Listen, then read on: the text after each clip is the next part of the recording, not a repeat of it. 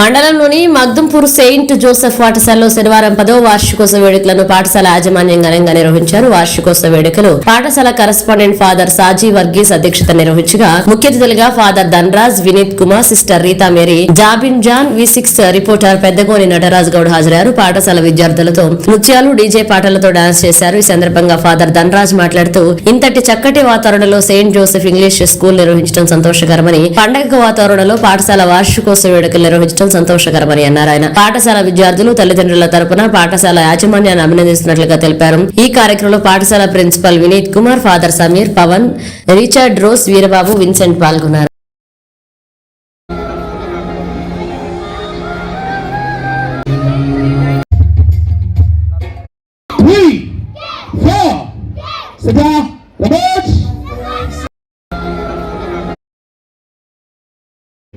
స్నేహపూర్వక భావముతో మెలిగినట్లయితే మీ పిల్లల భవిష్యత్తుకి మరియు పాఠశాల అభివృద్ధికి రెండు విధాల తోడ్పడినటువంటి వారు అవుతారు.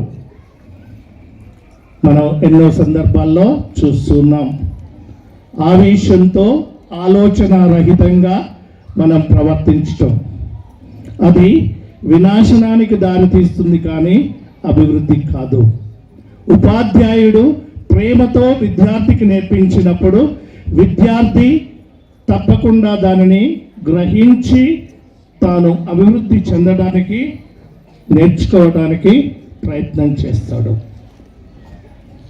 ఆ స్నేహభావం, ఆ ఆప్యాయత భావం ఉపాధ్యాయునికి, విద్యార్థికి మధ్య కలిగినప్పుడే ప్రతిదీ కూడా ప్రగతి పదంలో నడవడానికి అవకాశం కల్పించబడుతుంది.